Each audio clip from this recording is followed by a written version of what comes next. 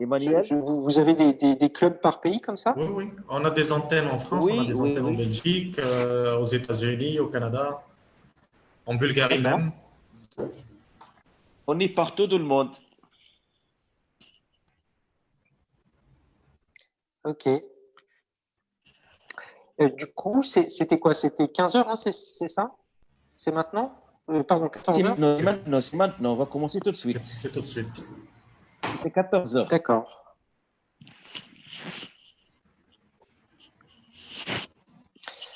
En attendant que les gens arrivent, j'avais juste une petite question pour confirmer le timing. On est donc sur une durée d'à peu près 1 heure, tout compris, c'est ça? Alors, on a 1h45, c'est-à-dire qu'on termine au maximum à 15h45. D'accord, très bien. Question, Et il faut. session questions-réponses comprises. D'accord, très bien. Je vous laisse, introduire. Enfin, je me Bien laisse sûr. faire, hein. Moi, je vous passe la main tout de suite après. Par contre, j'aurais besoin de Là, savoir si… Oui, oui, c'est Dox. c'est Alaoui. Est-ce que tu as une petite biographie de cher Emmanuel? Non. Alors, vous avez Alors, des trucs sur ma page LinkedIn si besoin. LinkedIn, sur LinkedIn. C'est là où tu vas trouver des vêtements sur LinkedIn. Tout de suite.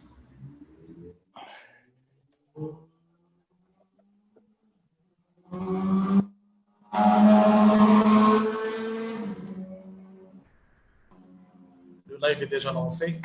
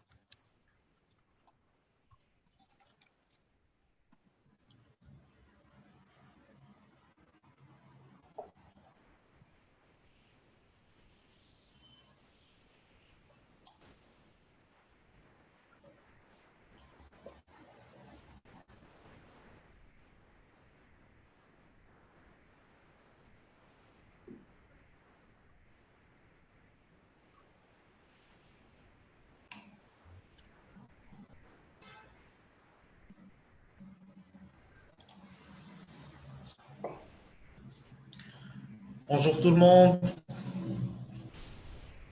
Bonjour Facebook. Bonjour Monsieur Emmanuel. Bonjour Enchanté. Facebook. Bonjour à toutes les personnes qui nous suivent sur Zoom et à toutes celles qui nous suivent depuis Facebook. Nous commençons le programme de notre après-midi et nous recevons aujourd'hui Monsieur Emmanuel Bocquet pour nous parler de la plateforme LinkedIn comme base de la transformation digitale en business to business. Monsieur Emmanuel Bocquet, est un senior company builder.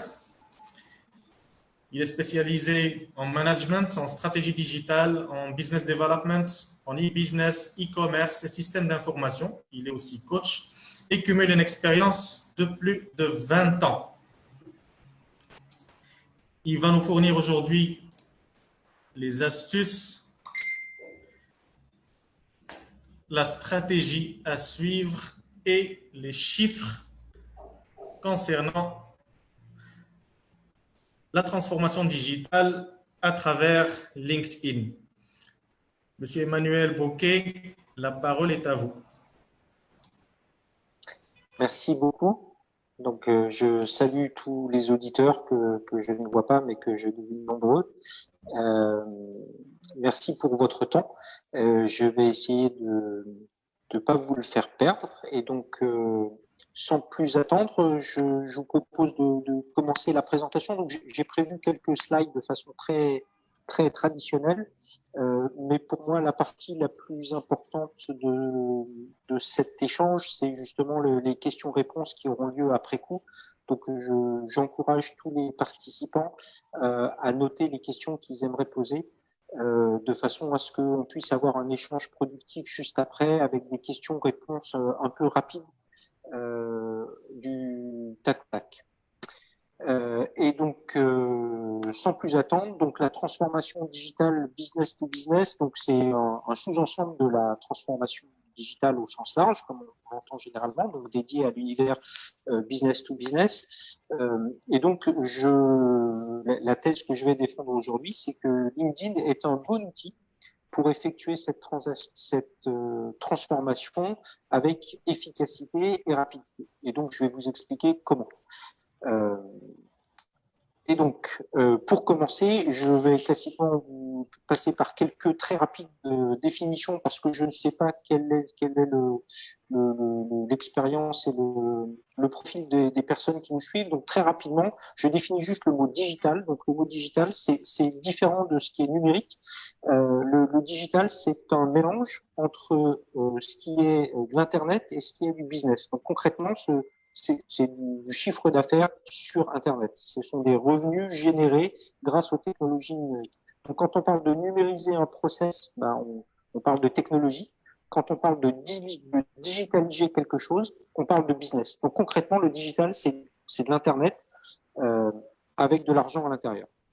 Donc, tout est question de savoir comment on va générer de l'argent, comment on va produire de l'argent, comment on va économiser de l'argent grâce à LinkedIn en l'occurrence, qui va nous servir à digitaliser la partie B2B du business.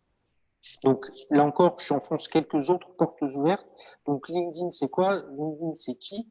Donc bon, j'imagine que tout le monde a une petite idée, sinon vous ne seriez pas là. Mais donc en 2-3 chiffres, donc dans le monde, LinkedIn, c'est 600 millions d'abonnés. Au Maroc, c'est 2,7 millions. Au Sénégal, pour donner un élément en dessous, c'est 600 000 utilisateurs. Mais c'est surtout dans chaque pays, c'est 95% des décideurs qui sont présents sur LinkedIn. C'est-à-dire qu'on a une population qui est très différente de celle qu'on a sur Facebook. Autant sur Facebook, on a une population qui ressemble un petit peu à la population en général. Autant sur LinkedIn, on a une population qui est très typée, beaucoup de cadres, beaucoup de décideurs, beaucoup de professionnels. Et en fait, on a quasiment tous les cadres et tous les professionnels. Presque tout le monde a un compte LinkedIn aujourd'hui, ce qui permet d'avoir une audience qui est particulièrement intéressante pour les entreprises. Faut savoir, par exemple, que le salaire médian, alors vous m'excusez, c'est une présentation que j'avais faite au départ pour le Sénégal, donc le salaire médian, il est CFA. Donc, mais le salaire médian, il est alors, attendez, je ne le vois plus là. Le salaire médian, voilà, 3 millions de francs CFA, on est à 4 000 euros. Le salaire médian sur LinkedIn est très supérieur à celui du reste de la population en général, quel que soit le pays qu'on considère, que ce soit les États-Unis, l'Inde ou le Maroc. On a 33% des milliardaires. Et attention, je ne parle pas de millionnaires, hein, je parle de milliardaires en dollars. 33% sont actifs sur LinkedIn. C'est pour dire que même quand on a déjà fait fortune, on peut quand même rester présent, alors qu'on n'a peut-être même plus de smartphone à ce stade, mais on est encore sur LinkedIn, on a énormément de personnes qui ont réussi, qui continuent à travailler avec LinkedIn. 77% des recruteurs utilisent LinkedIn, donc ça c'est quelque chose de très classique, puisque LinkedIn au départ était conçu comme un réseau destiné à faciliter l'emploi, et c'est comme ça qu'il est rentré au Maroc, c'est comme ça qu'il est rentré dans la plupart des pays. Les étudiants s'inscrivaient pour trouver un job, les entreprises postaient des offres d'emploi pour trouver des salariés. Ce qui a bien changé depuis, parce qu'aujourd'hui, 80% des leads qui proviennent des réseaux sociaux en B2B viennent de LinkedIn. Donc, LinkedIn est devenu le principal réseau social pour l'acquisition de leads B2B. En fait, pour faire du business en ligne entre entreprises, LinkedIn est devenu la voie royale. C'est également, et ça c'est pour l'anecdote, c'est le réseau social le plus féminin dans tous les pays d'Afrique en particulier. Il y a un déséquilibre homme-femme qui est assez important. Il est moins important sur LinkedIn. LinkedIn est plus équilibré. On a plus d'équilibre homme-femme au niveau des professionnels, contrairement à ce à quoi on pourrait s'attendre. Et donc, une fois qu'on a parlé de la digitalisation et de LinkedIn, maintenant concrètement, qu'est-ce qu'on va digitaliser? Il y a 4 grandes fonctions qu'on peut digitaliser grâce à LinkedIn. La première, c'est l'activité traditionnelle de LinkedIn, c'est tout ce qui est ressources humaines, en particulier le sourcing, le recrutement, la gestion de la marque employeur. Donc ça, c'est quelque chose qui reste vrai aujourd'hui. Et donc les RH peuvent tout à fait utiliser LinkedIn de façon intensive pour recruter des talents. Mais on a 3 autres axes qui sont devenus vraiment importants ces dernières années. Le premier, qui est le plus important, c'est la vente. Donc aujourd'hui, quand vous avez quelque chose à vendre à des entreprises, que ce soit des produits ou des services, LinkedIn est devenu une source de leads irremplaçable. C'est également une façon de vous positionner sur le marché et de fidéliser vos clients. Donc c'est un outil qui est directement générateur de revenus et de richesses à ce niveau-là. La troisième fonction, c'est la fonction réciproque et la fonction achat. Donc, si vous voulez cartographier les différents fournisseurs dans un domaine, si vous voulez faire des appels d'offres rapides, si vous voulez des propositions de prix immédiates, LinkedIn, c'est l'endroit où vous voulez le faire. Aujourd'hui, par exemple, vous cherchez des masques.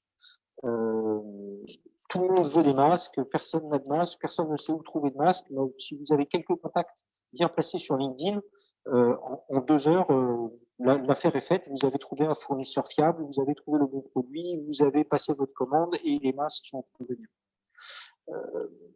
Et puis enfin, le dernier élément qui prend de plus en plus d'importance en B2B aujourd'hui sur LinkedIn, c'est tout ce qui est autour de la stratégie. LinkedIn devient un outil de veille stratégique. Vous pouvez surveiller ce qui se passe dans un secteur. Vous pouvez vous coordonner entre acteurs d'un même secteur. Donc, je sais pas, tous les acteurs du bâtiment vont se coordonner pour faire du lobbying auprès du gouvernement, pour faire passer une loi particulière.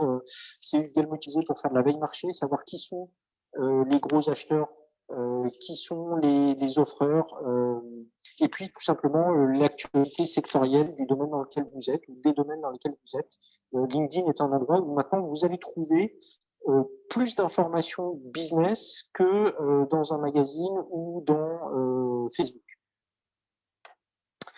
Et enfin, la dernière question, et après on va commencer à rentrer dans du concret. Pourquoi digitaliser? Alors je suis désolé pour la plupart de mes auditeurs aujourd'hui, je suppose que c'est une question qui est redondante, Et j'en suis d'autant plus désolé qu'on est en 2020, mais je vais quand même enfoncer quelques dernières portes ouvertes. Donc, la première raison pour laquelle digitaliser les activités B2B fait du sens, eh ben, elle est partout autour de nous en ce moment et elle s'appelle coronavirus. Si votre business repose sur des commerciaux qui doivent faire le tour des entreprises, serrer des mains et partager des restaurants avec des prospects, et ben là c'est foutu. Donc si vous avez une activité qui est au moins en partie digitale, ben, vous pouvez déporter vos revenus sur cette activité-là. Mais le coronavirus n'est qu'un exemple. Dès qu'il y a une attaque terroriste n'importe où dans le monde, tout le monde s'arrête de sortir, les restaurants se vident, les centres commerciaux se vident, et il faut avoir une activité digitale pour arriver à survivre dans ces périodes-là. Pareil en cas de problèmes politiques, d'agitation ou autre. Dès que ça commence à chauffer dans le vrai monde, le digital est une valeur refuge. L'autre raison pour laquelle la digitalisation est intéressante pour une entreprise, c'est qu'elle apporte de l'agilité, elle permet de changer de stratégie rapidement, de tester des stratégies sans que ça corresponde à des coûts ou à des délais qui sont équivalents à ce qu'il faut dans le monde réel pour former des commerciaux, former des agents CRM, former des logisticiens, former inventer des process et les appliquer, les contrôler, etc. Le digital permet d'aller beaucoup plus vite là-dessus. Et puis enfin, le revers de la médaille, c'est que vos clients, ils en ont marre de vous envoyer des bons de commande papier, de faire des appels d'offres de 45 pages, 12 exemplaires envoyés par la poste. Ils en ont marre de passer du temps en rendez-vous, ils veulent aller vite, ils veulent que ce soit simple, ils veulent que ce soit connecté, et donc le digital, c'est une contrainte. En tout cas, si ça ne l'est pas encore pour vous, ça va le devenir pour tous. Enfin, dernière raison, c'est que l'automatisation que permet le digital permet évidemment de réduire des coûts. Au fur et à mesure que vous allez monter en volume d'activité, vos coûts ne vont pas monter de façon proportionnelle, contrairement à ce qu'il faudrait, par exemple, si vous deviez multiplier votre force commerciale par 2 pour multiplier vos revenus par 2. Dans le digital, ce n'est pas le cas. Vous avez des outils qui vous permettent d'automatiser des actions sans multiplier les coûts. Voilà, c'est fini pour les portes ouvertes. Maintenant, on va rentrer dans du concret. Je vais commencer par la question qu'on me pose le plus concernant LinkedIn. C'est une question qu'on me pose à chaque fois. Est-ce qu'il vaut mieux communiquer sur sa page personnelle ou sur sa page entreprise? Donc, en particulier, les chefs d'entreprise sont à cheval entre deux chaises puisqu'ils ont tous une page personnelle, donc un profil personnel. Et puis, LinkedIn a introduit il y a quelques années cette notion de page professionnelle, un peu comme l'a fait Facebook. Et la question est de savoir, est-ce que je publie la même chose des deux côtés, que sur l'un, que sur l'autre, certaines choses, pas d'autres. Ça représente un double effort, est-ce que ça vaut la peine? Et donc, voici quelques réponses. Donc, page entreprise, c'est évidemment, ça donne une image plus corporate, plus grand groupe. Voilà, c'est plus sympa. Maintenant, est-ce que ça change vraiment la donne? Dans la plupart des cas, non. Mais c'est un petit plus qui vous donne une image plus professionnelle. C'est assez peu demandé. Les utilisateurs de LinkedIn, ils cliquent assez peu sur les pages professionnelles, ils acceptent assez peu les demandes d'invitation de pages personnelles, et LinkedIn ne les pousse pas tellement, ne les met pas tellement en avant. Par conséquent, c'est assez difficile d'agrandir l'audience d'une page professionnelle. Une page entreprise, elle va avoir du mal à avoir autant d'abonnés que la page du CEO. Et donc, pourquoi est-ce qu'une page entreprise, ça peut être utile? Néanmoins, essentiellement pour les grands groupes, pour une question de pérennité. Si votre patron, si le directeur général est amené à changer, il va partir avec son carnet d'adresses. C'est bien qu'il y ait quelque chose qui reste, et non, la page entreprise est faite pour ça. Mais dans tous les cas où on n'est pas dans une grande entreprise qui a sa notoriété déjà établie auprès de son public, et auquel cas, en fait, LinkedIn n'a pas beaucoup d'intérêt. En fait, dans tous ces autres cas, le profil personnel du dirigeant d'entreprise est plus à même d'être efficace. Pourquoi? Bon, ça donne une image de consultant, c'est-à-dire de personnes avec qui l'autre entreprise va être en contact direct. Et ça, c'est pas forcément un mal, parce que finalement, les gens préfèrent, les gens demandent plus du contact humain que du contact institutionnel. Moi, je préfère qu'un chef d'entreprise me contacte plutôt que l'entreprise me contacte. Même si c'est pas le chef d'entreprise, je préfère que le responsable commercial d'une entreprise me fasse une offre plutôt que de recevoir un spam anonyme provenant d'une entreprise que je ne connais pas. Du coup, si c'est une personne, je vais plus volontiers réagir, répondre, demander des précisions ou simplement poliment dire que ça ne m'intéresse pas. Et puis surtout, et ça c'est la clé, les profils personnels ont une audience qui est plus facile à étendre. Donc on va y revenir tout à l'heure, mais il est plus facile d'agrandir l'audience de son profil personnel que de sa page entreprise. Et donc par conséquent, aujourd'hui, que ce soit pour les CEO, que ce soit pour les PME, et PME jusqu'à une bonne grosse taille, hein, les bonnes grosses PME, je recommande l'utilisation intensive des profils personnels et une utilisation très minime, voire marginale, des pages entreprises. Et donc, concernant les pages personnelles, voici quelques quick wins, hein, puisque l'objectif de ce meeting, c'est de vous donner des clés, que vous ayez des éléments entre vos mains qui soient directement opérationnels à la fin de cette présentation. Donc voilà quelques éléments de base. Alors j'enfonce quelques portes ouvertes quand même, hein, mais donc mettez une photo personnelle, une photo où vous avez un regard qui est tourné vers la caméra, donc qui est tourné vers l'autre, tourné vers la personne qui vous regarde. Une photo souriante. Alors, pas besoin d'avoir un grand sourire dentifrice, hein, mais un minimum de sourire, c'est important. Une photo qui est centrée sur votre visage. On n'a pas besoin de savoir ce que vous portez ce jour-là. On n'a pas besoin de voir votre voiture en arrière-plan. Ce qu'on veut voir, c'est un visage pour être sûr qu'on parle à un être humain. Et ça, c'est pas parce qu'on veut en être sûr, c'est parce que biologiquement, on est programmé comme ça. Quand on voit le visage de quelqu'un, on a plus tendance à faire confiance à cet interlocuteur que quand on le voit pas. Et par contre, restez professionnel, hein, pas de et souvent les photos choisies par les hommes sont un peu plus pro que la moyenne choisie par les femmes. Et évitez les fleurs dans les cheveux, évitez les poses compliquées, de face ou légèrement de profil, format photomaton, ça suffit. On n'est pas en train de séduire quelqu'un, on est juste en train de dire qui on est. Donc, restez simple et pas de chichi, pas de retravail, pas d'infographie autour de la photo. L'image de couverture qui est derrière votre profil, bon, elle est un peu moins importante. Et si j'ai un conseil, c'est utiliser cette fonctionnalité parce que ça permet de distinguer votre profil un petit peu des autres. Faites en sorte simplement que ce soit une image qui soit simple parce qu'elle va être présentée de façon différente sur mobile et sur PC. Donc la mise en page va être différente. Donc, ne cherchez pas à faire des trucs trop compliqués, ça risque de tomber à plat sur le mobile ou sur PC. Et puis, faites en sorte que ça soit professionnel, que ça soit dans le thème.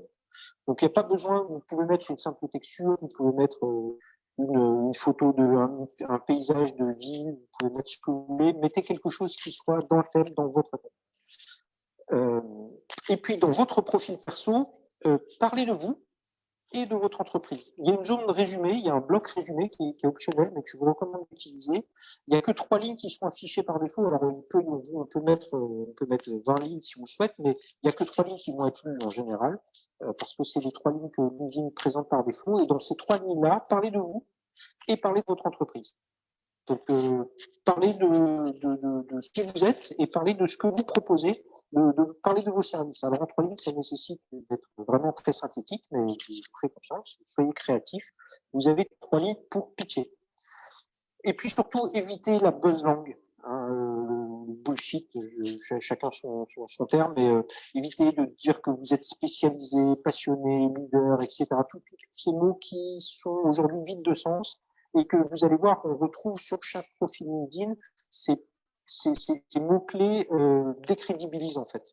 Donc aujourd'hui, il faut, en particulier sur un profil LinkedIn qui va être lu en quelques secondes à peine, il faut que vous soyez efficace. Et donc, pour ça, il faut que vous utilisiez des mots qui comptent. Les mots qui comptent, c'est les mots business. Donc, c'est ce que vous proposez, c'est l'essence de ce que vous proposez. Donc, évidemment, chacun propose des choses différentes.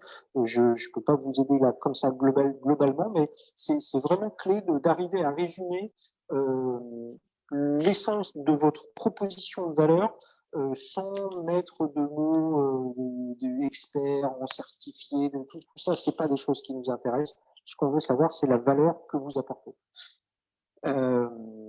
Et puis, pour améliorer votre profil, vous pouvez utiliser les fonctionnalités de recommandation que propose LinkedIn. Donc, par contre, demandez des recommandations en personne, précisez ce que vous attendez, expliquez pourquoi vous demandez ces recommandations à vos partenaires et à quoi elles doivent servir, parce que une même personne peut vous faire deux recommandations très différentes en fonction des personnes à qui vous allez les présenter.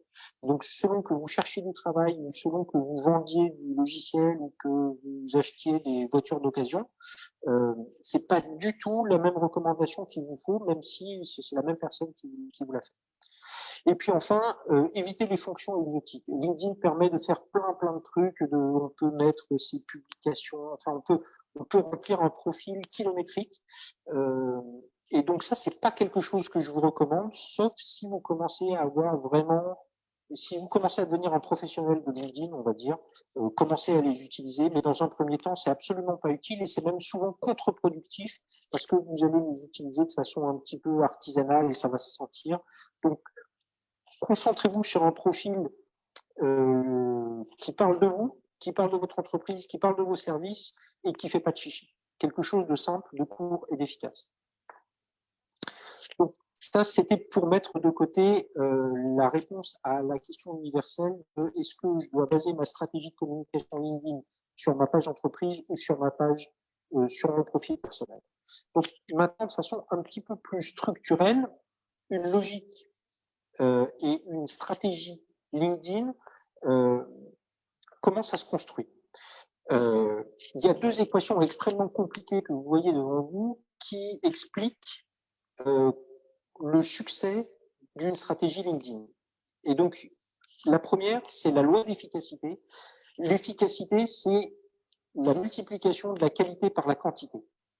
Donc, si vous avez une bonne qualité de contenu et une bonne quantité d'audience, la combinaison des deux va vous donner de bons résultats. Par contre, si vous produisez des contenus de mauvaise qualité, vous pouvez avoir toute la quantité que vous voulez, vous n'obtiendrez aucun résultat, vous allez au contraire vous décrédibiliser. Et inversement, si vous avez des contenus de qualité incroyable, des produits, des services extrêmement bien présentés, mais que vous les présentez à 25 personnes, bah, vous n'aurez aucun résultat non plus.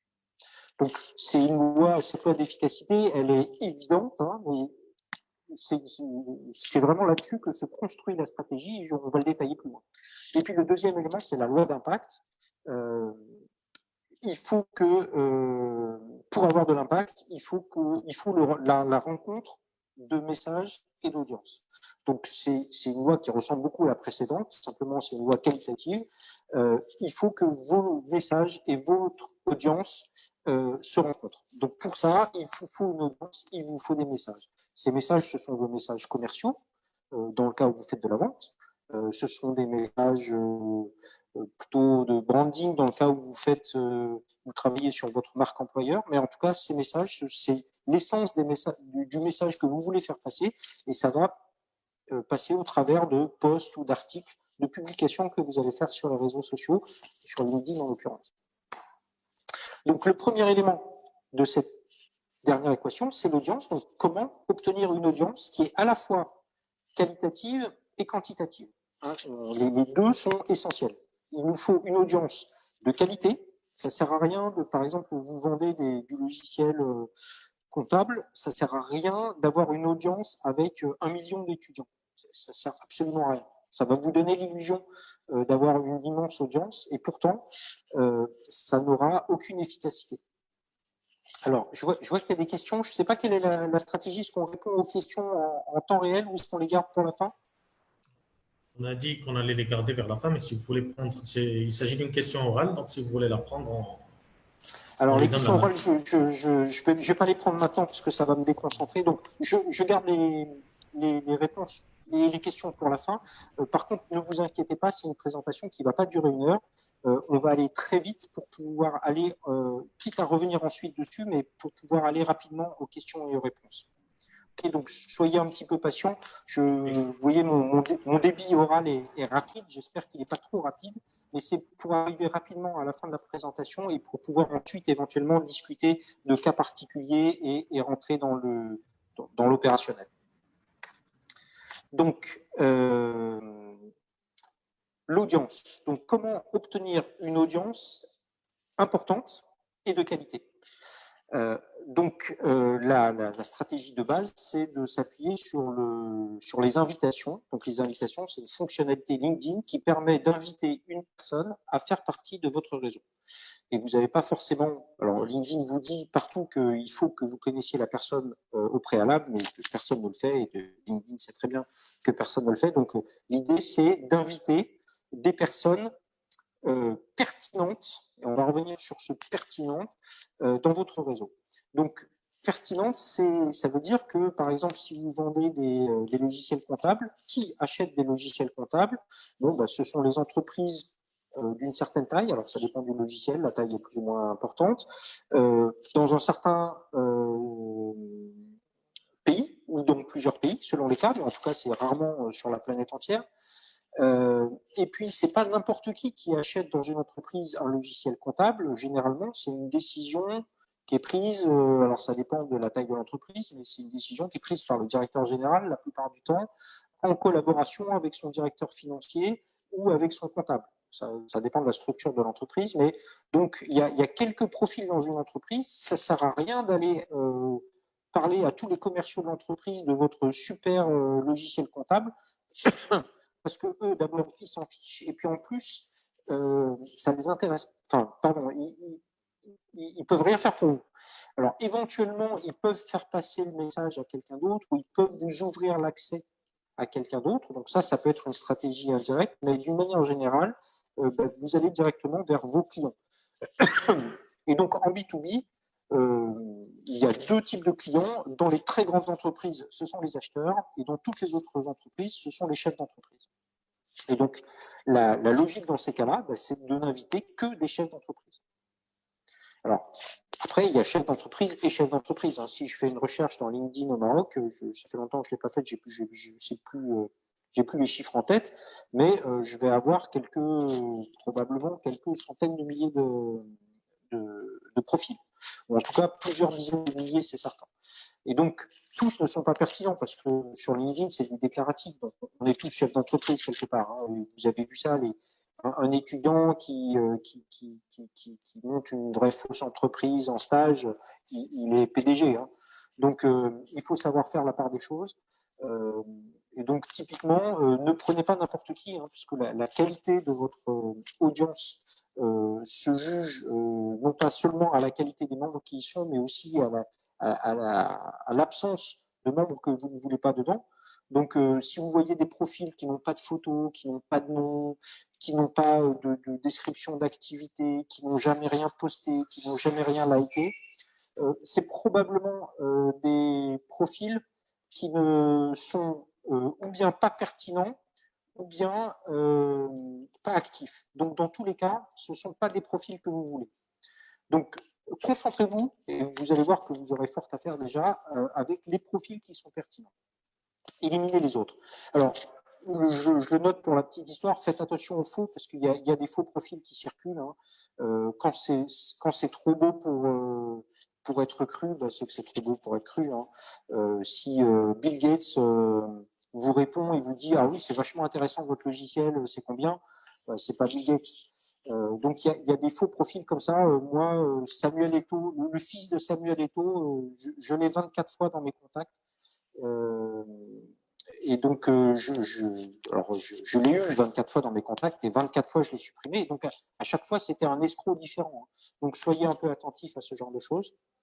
Et puis, pour trouver les bons profils, vous pouvez utiliser la recherche multicritère de LinkedIn qui est assez puissante. Donc, il y a pas mal de critères. Vous pouvez rechercher par entreprise, par un certain nombre de choses, par mots-clés. Et dans les mots-clés, vous pouvez même utiliser des combinaisons de mots-clés. Donc, par exemple, plutôt que de rechercher directeur général, qui peut vous remonter des directeurs et des généraux, utiliser des mots-clés ou des guillemets. Par exemple, vous cherchez directeur général, tout ça entre guillemets. Là, vous êtes sûr que vous aurez que des directeurs généraux, mais vous pouvez aussi avoir des présidents directeurs généraux.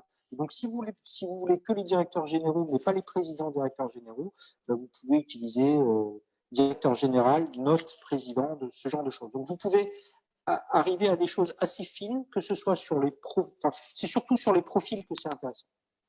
Et puis, un dernier conseil sur les invitations, il existe des logiciels sur le marché qui sont généralement payants, qui vous permettent d'automatiser ce genre de choses.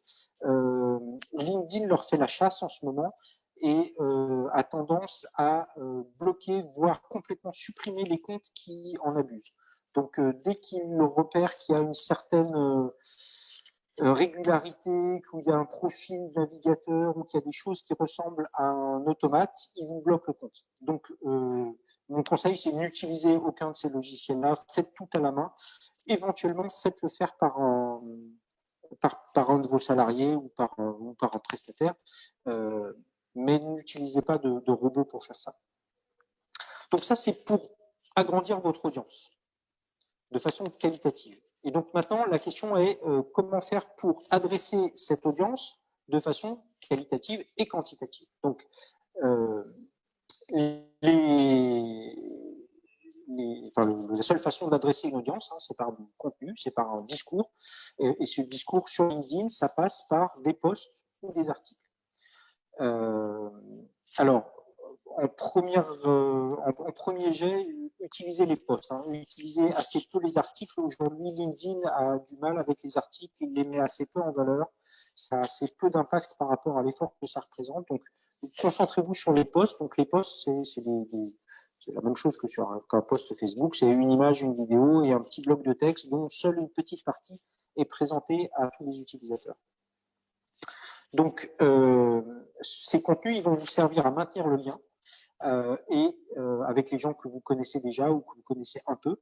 Il va vous servir à faciliter les contacts ultérieurs. Il manque un reste d'ailleurs. Donc, quelqu'un qui a entendu parler de vous toutes les semaines pendant 8 mois et qui trouve que vous ne dites pas des bêtises, quoi, que c'est des choses plutôt intéressantes ou même pas tellement, mais en tout cas, votre nom va lui dire quelque chose. Et le jour où vous allez le contacter, il va réagir de façon complètement différente. Et ça, c'est vraiment une clé. Ça va agrandir son audience et communiquer de façon régulière. C'est quelque chose qui ne va pas forcément avoir un impact immédiat. Alors, ça peut avoir un impact immédiat, mais ça va surtout avoir un impact sur le long terme, puisque évidemment, votre base de contact utilisateur LinkedIn, c'est quelque chose que vous allez garder pour toujours. Donc, c'est quelque chose que vous pourrez utiliser pendant des années. Et donc, ça vaut la peine vraiment d'investir à la fois dans cette audience et dans le lien avec cette audience au travers de contenu. Et ce contenu, il faut que ce soit un contenu original. Le copier-coller, c'est des choses qui ne marchent pas très bien, surtout si vous vous faites cramer, alors là, ça vous détruit. Par contre, vous pouvez partager, repartager de l'information, donc en citant vos sources, évidemment, tout le monde accepte ça, dès lors que ça a de la valeur, c'est-à-dire que vous êtes allé chercher l'élément d'information qui est utile, qui va servir à votre audience. Et donc, pour ça, il faut que vous fassiez des recherches, donc ou bien des recherches de contenu existant, ou bien des recherches pour créer du contenu original, et que vous le fassiez vous-même, puisque c'est un contenu, un profil personnel. Vous ne pouvez pas parler au nom de l'entreprise, en tout cas les gens l'entendent très mal ou très peu. Le message ne passe pas tant que vous ne dites pas « je ». Donc, je vous propose, je vous offre, je sais faire, c'est le ton qu'il faut employer.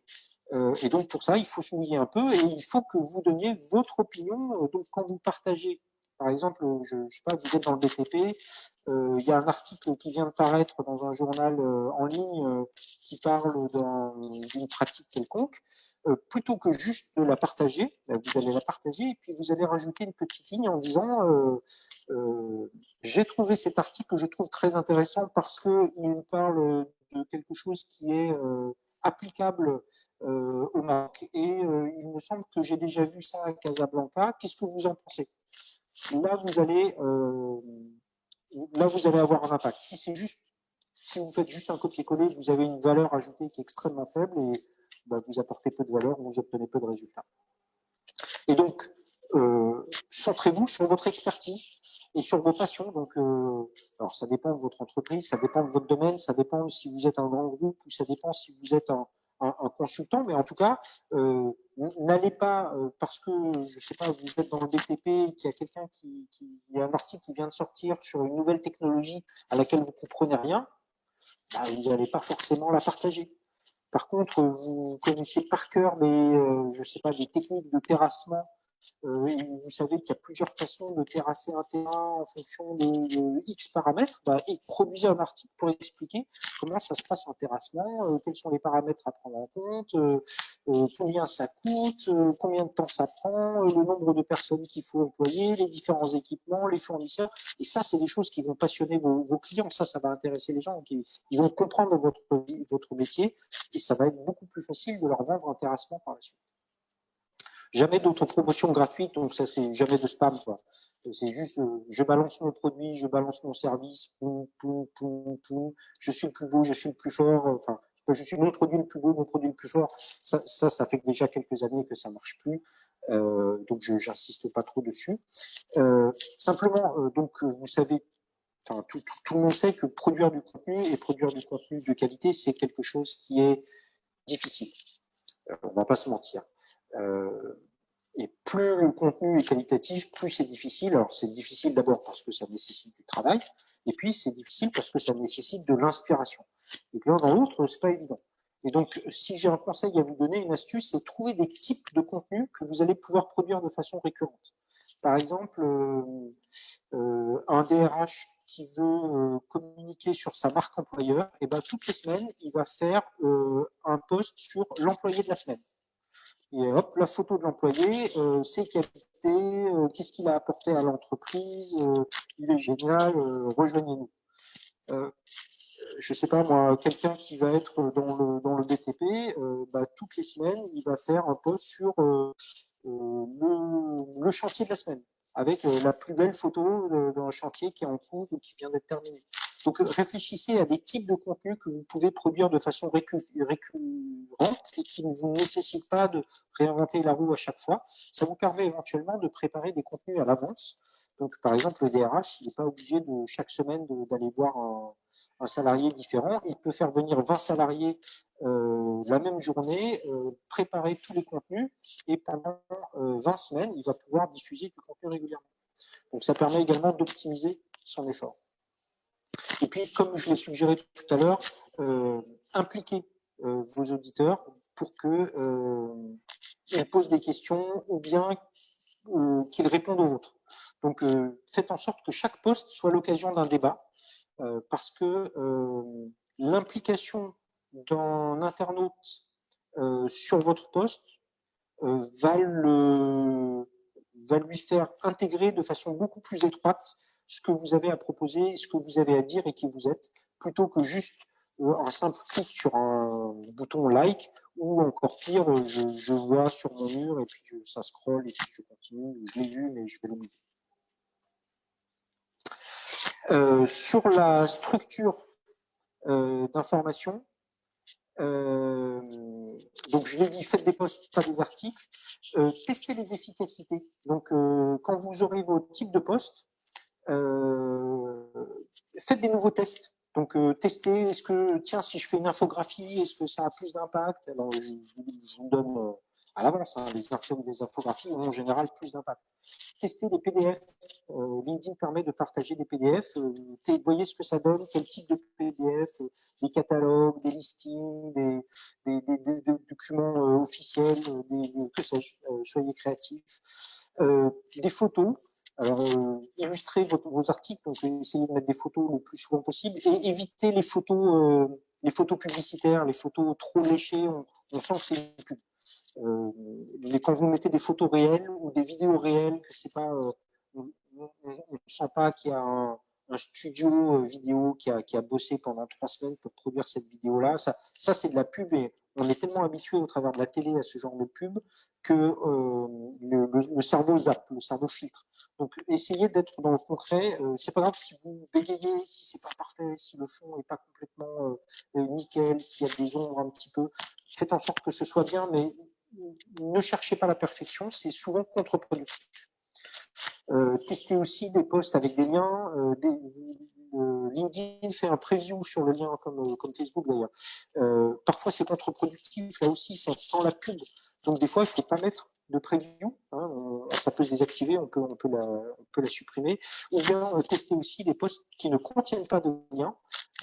LinkedIn préfère d'ailleurs parce que ça évite à l'internaute de quitter LinkedIn pour aller quelque part ailleurs. Donc, il va valoriser les posts sans lien. Plus que des posts avec lien. Et surtout, quand vous partagez quelque chose qui a un lien ou qui a un document, il faut qu'il y ait de la valeur dans le post. N'attendez pas que l'internaute télécharge le document PDF, qu'il l'ouvre et que sur la page 6, il trouve l'information qu'il a à trouver. Ça va arriver une fois sur 1000. Si vous avez de la valeur à fournir, si vous avez une information essentielle à transmettre, il faut qu'elle soit directement dans les 3 premières lignes du post. Il ne faut pas qu'elle soit dans une pièce jointe. C'est d'ailleurs la même chose dans les emails. Et vous pouvez utiliser des hashtags pour fidéliser. Donc, par exemple, vous postez quelque chose, je reprends mon DRH qui poste le profil d'un de ses salariés, avec son accord bien sûr, toutes les semaines, il va mettre un petit hashtag, genre on est bien chez Nestlé. Et toutes les semaines, il y aura un hashtag on est bien chez Nestlé de façon à ce que un post puisse faire écho aux autres posts du même genre. Donc, voilà ce qu'il faut faire. Maintenant, il faut s'organiser pour le faire parce que c'est quand même plus facile à dire qu'à faire. Et donc, une première astuce que je vous donne, en tout cas pour tous ceux qui ont tous les chefs d'entreprise qui ont des salariés, faites-les participer.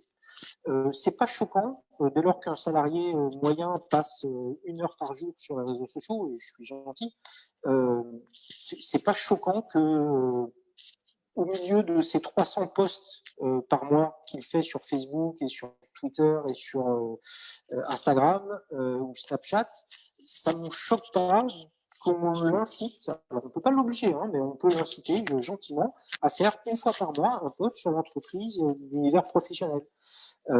À son réseau autour de lui. Et donc, le but, c'est pas qu'il fasse de la pub pour l'entreprise. Le but, c'est simplement qu'il parle de l'entreprise et que l'entreprise existe dans l'esprit de son audience et de l'audience de son audience. Et puis, tout ça se renforçant, la combinaison, si vous avez 50 salariés, que les 50, 1 fois par mois, postent un truc sur l'entretien qu'ils ont eu, sur la nouvelle machine à café, sur le nouveau patron, sur le nouveau produit, le nouveau service. Bref, tout ça, c'est des choses qui vont se combiner et qui vont créer du sens et qui vont créer du lien et qui vont créer du contenu.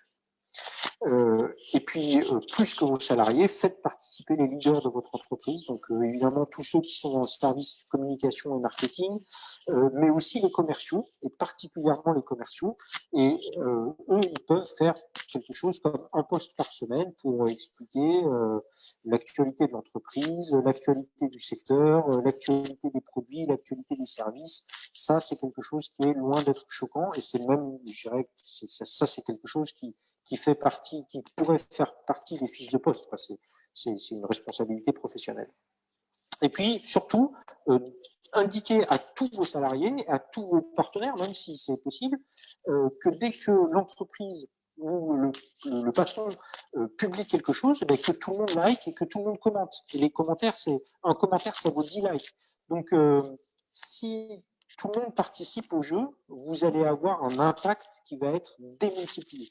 Alors évidemment, si vous êtes un cabinet de conseil et que vous êtes 2, c'est plus difficile. Mais si vous êtes un groupe et que vous avez 600 salariés, vous avez un potentiel qui est juste incroyable. Alors évidemment, vous n'avez peut-être pas 600 salariés sur LinkedIn, mais ça, c'est quelque chose qui peut se faire dans le temps. Autre conseil, répondez aux commentaires dans la première heure. Donc, LinkedIn, généralement, identifie en 1 heure si votre post a une vocation à être viral ou pas. Et s'il a une vocation à être viral, il va donner à votre poste beaucoup plus de visibilité. Et donc, il va aller vous chercher des prospects, en fait. Parce qu'il va aller chercher des gens qui lui semblent pertinents par rapport à votre poste et aux réactions qu'il y a eu. Donc, c'est important que votre poste soit rapidement, dans la première heure, identifié par LinkedIn comme étant un poste de valeur. Alors, de valeur, c'est un bon poste, quoi. C'est pas forcément un poste viral, c'est pas le truc qui va faire le tour du monde et qui va être vu 1000 fois, mais c'est un post que les gens vont se partager, que les gens vont liker, que les gens vont commenter parce que ça les touche, ça les intéresse, ils mettent leur grain de sel dedans. Et donc pour ça, il faut être réactif, n'attendez pas le lendemain, c'est quelque chose qui doit être fait dans l'heure, et donc pour ça, s'il le faut, déléguer à un de vos salariés, déléguer à une entreprise, peu importe. Bon, après, c'est du détail, je vais passer. Je ne veux pas perdre trop de temps parce que je sais que le temps file et je veux garder du temps pour qu'on ait le temps d'échanger vraiment et qu'on ait plein de questions. Pour poster, c'est bien, hein, mais là, on parle de B2B, B2B, B, c'est business le premier. Donc, il faut faire du business, c'est pas de la communication. Donc, jusque-là, j'ai parlé de beaucoup de choses qui ressemblent beaucoup à de la communication. C'est pas de la com, c'est du marketing et de la vente. Et donc, l'objectif, c'est de déboucher sur de la transaction. Et donc, par conséquent, tous ces posts que vous allez faire, ce sont des pitchs commerciaux qui ont pour objectif d'enclencher sur des tunnels de vente, enfin sur des actes de vente, on va dire.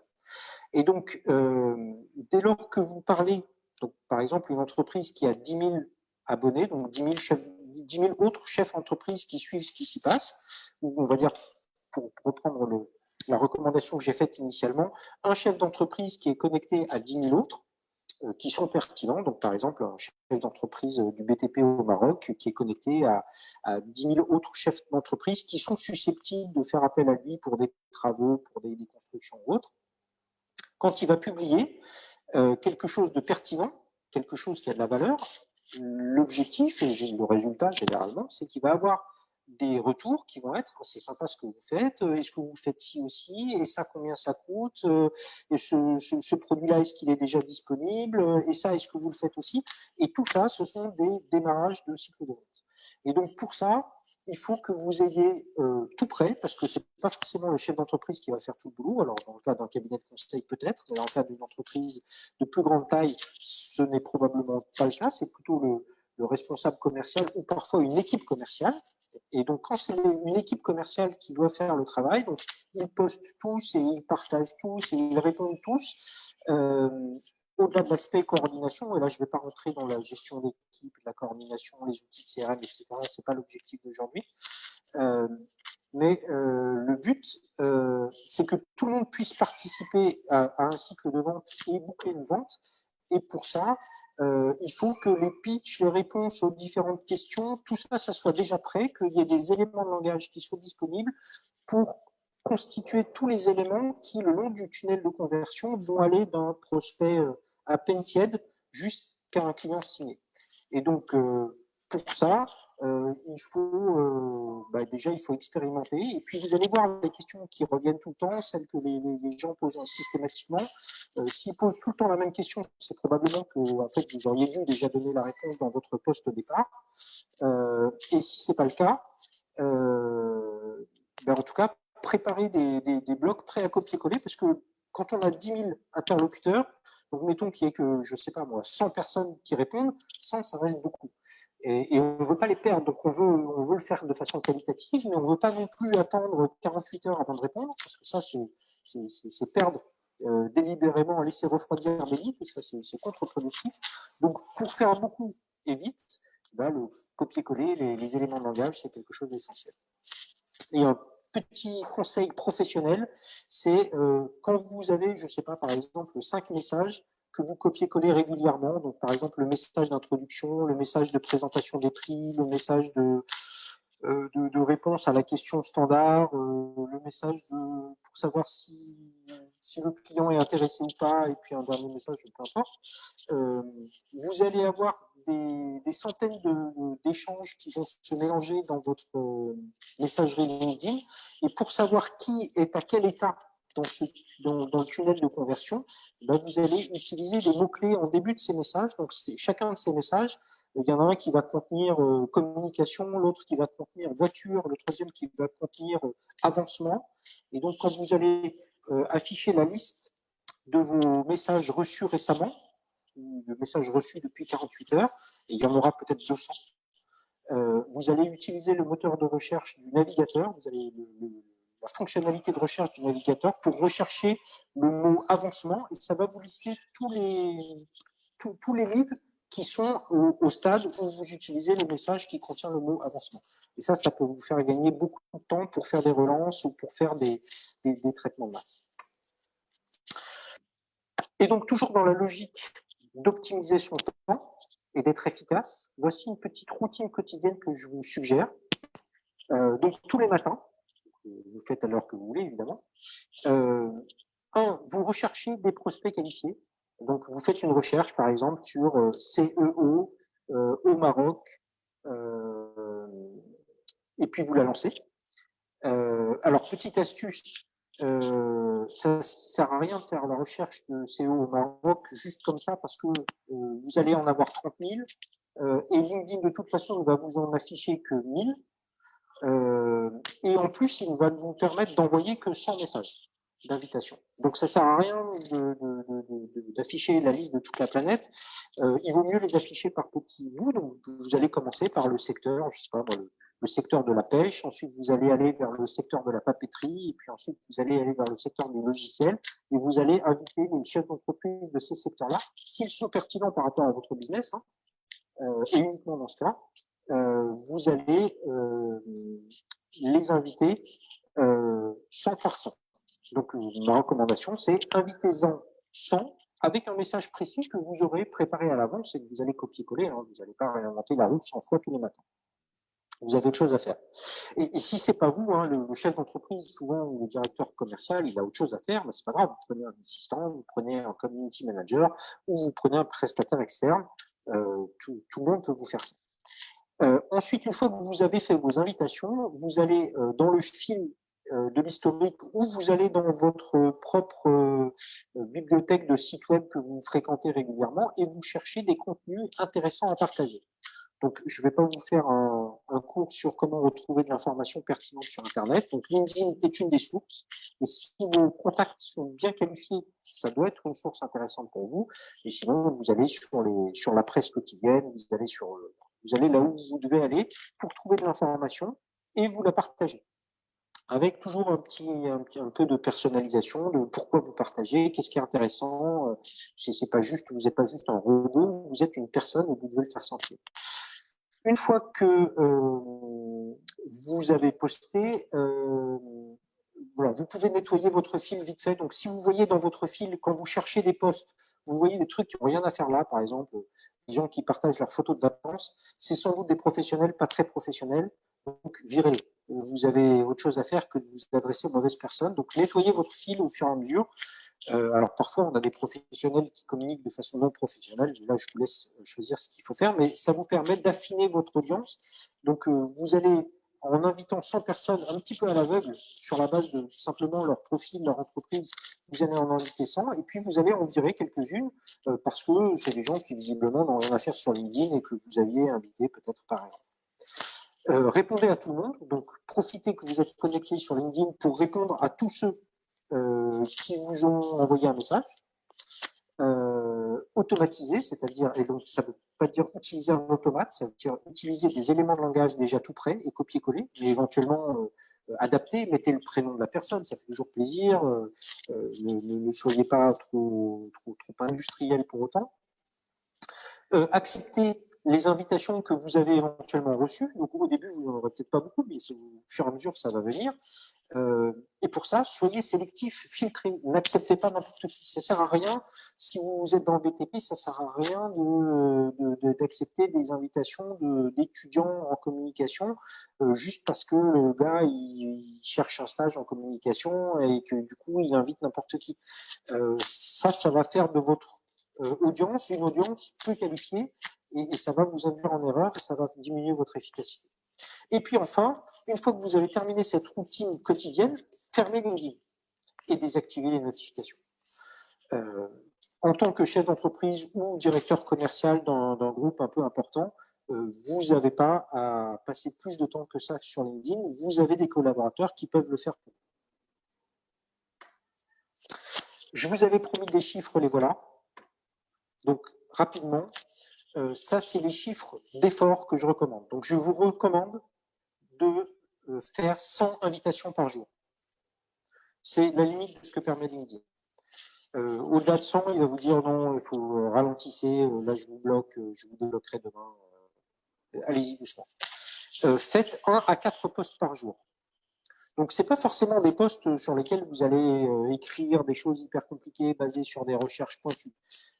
Ça peut être simplement des partages d'informations pertinentes pour votre audience. Hein. Ça ne sert à rien de vous êtes dans le BTP, ne partagez pas des trucs dans la communication, dans le voyage, non.